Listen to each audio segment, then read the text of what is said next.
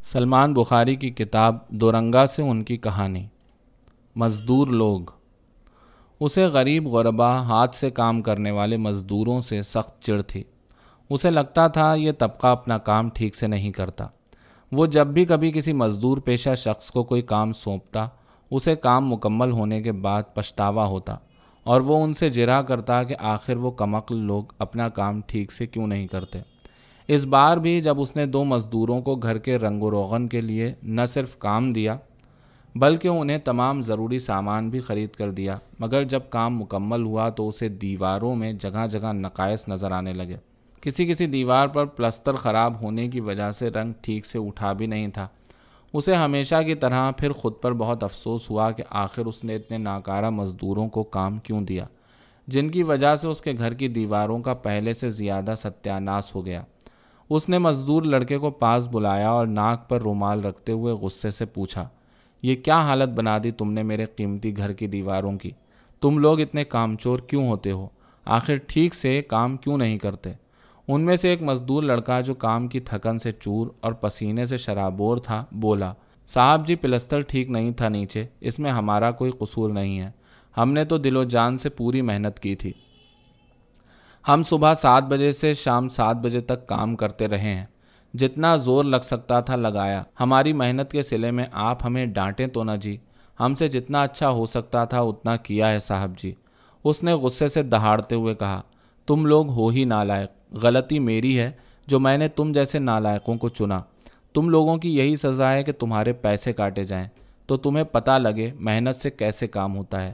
صاحب جی ایسا نہ کریں، میرے چھوٹے چھوٹے بچے ہیں، ان کے اسکولوں کی فیس میں کیسے دوں گا جی؟ ہیڈ مزدور کے ساتھی نے روحانسی آواز میں استدعا کی۔ نہیں، ایسے کیسے دے دوں میں تمہیں پورے پیسے؟ ہیں کوئی مذاق ہے؟ اس نے ماتھے پر تیوری چڑھاتے ہوئے دونوں مزدوروں کی طرف دیکھا جن کی آنکھوں میں آنسو تیر رہے تھے۔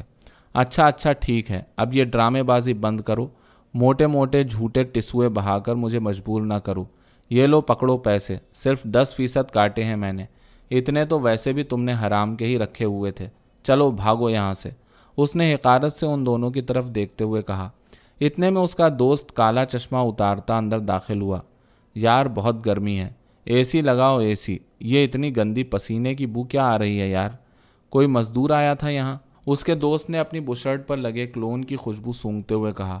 ہاں یار، یہ نکمے، نہ انہیں کام آتا ہے کوئی، نہ ان میں عقل ہوتی ہے، گدھے ہیں بس گدھے۔ دیکھو انہوں نے میری دیواروں کا بیڑا غرق کر کے رکھ دیا۔ ان کمبختوں کو منہ مانگا معاوضہ مل سکتا تھا اگر ٹھیک سے کام کرتے، مگر کیا کیا جا سکتا ہے، ان کے سروں میں دماغ ہوتا ہی نہیں۔ اس کے دوست نے دیواروں کی طرف استہزائیہ انداز میں دیکھتے ہوئے کہا، اور کام کراؤ جاہل مزدور طبقے سے۔ اس پر میرے ساتھ ہوئی بھی ایک سنو۔ اس کے دوست نے مسکرا کر بات شروع کی۔ پچھلے سال میری کار ذرا سی لگ گئی، میں نے سوچا ڈیلر کے بجائے یہیں کہیں قریب سے کسی مقامی ڈینٹر سے سستی بنوا لیتا ہوں، مگر مجھے کیا پتا تھا کہ یہ سارے مزدور جاہلوں کا ٹولہ ہوتے ہیں۔ خیر میں نے گاڑی بننے دے دی۔ اس نے جو پیسے بتائے وہ کافی مناسب اور ڈیلر سے بنوائی کی نسبت آدھے سے کم تھے۔ میں نے یہ سوچ کر اپنی گاڑی چھوڑ دی، مگر یار خدا کی قسم اتنی گندی بنائی گاڑی، اتنی گندی بنائی کہ کیا بتاؤں۔ جب میں نے پوچھا کہ یہ تم لوگوں نے کیا کیا ہے تو پتہ ہے کیا بولا وہ جاہل کا بچہ؟ کہنے لگا، صاحب جی ہم نے اسی بمپر اور لائٹ کو مرمت کر دیا ہے جو ٹوٹی تھی، اسی لیے آپ سے صرف مزدوری کے پیسے لیے ہیں، پرزوں کے نہیں۔ میں نے اپنا ماتھا پیٹ کر کہا، او جاہل کی اولاد، تم نے کیا سوچ کر میری گاڑی کا بمپر مرمت کیا ہے؟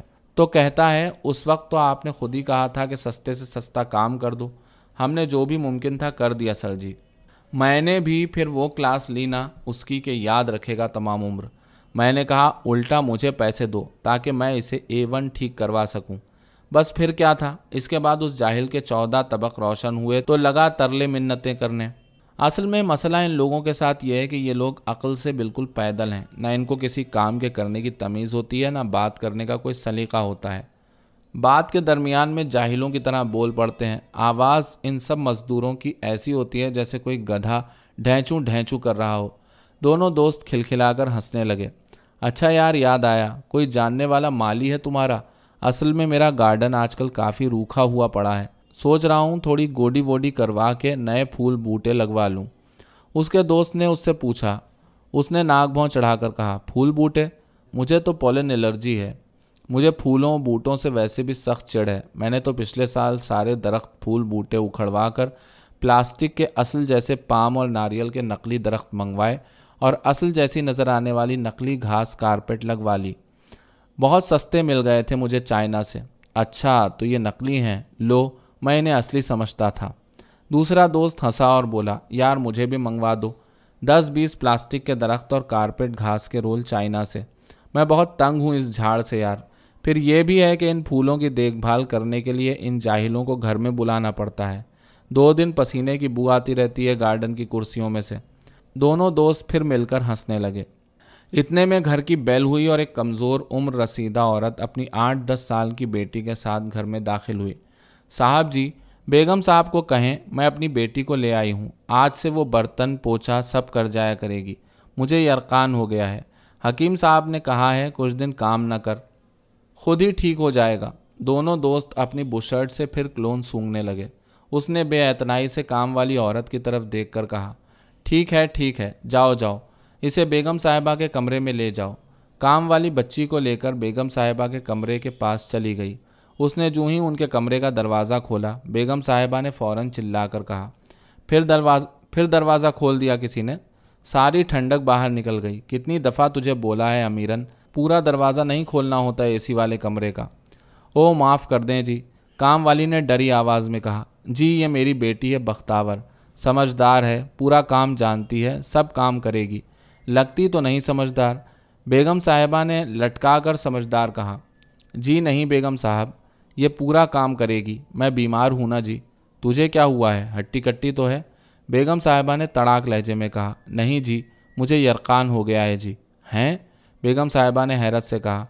और तू वो यरकान यहाँ फैलाने पहुँच गई? बेगम साहिबा ने नाक पर दुपट्टा रखते हुए कहा। जा चली जा, और इसे कल नहला धुलाकर काम पर भेजना बस। और हाँ, इसे इतने पैसे नहीं दूंगी जितने तुझे देती थी। जी बेगम साहिबा, जैसे आपकी मर्ज़ी, वो दे दें जो बेहतर समझें। गरीब बच्ची है। हाँ, ये पूरा मुल्क ही गरीब है, अमीर हम ही रह गए हैं बस। काम वाली अपनी बेटी का हाथ पकड़कर वापस निकल गई और दोनों दोस्त टीवी पर हालाते हाजरा का प्रोग्राम देखकर मुल्की सियासी सूरत हाल पर बहस करने लगे। एक दोस्त ने दूसरे की तरफ देखकर अफसुर्दगी से कहा, इस मुल्क का कोई हाल नहीं।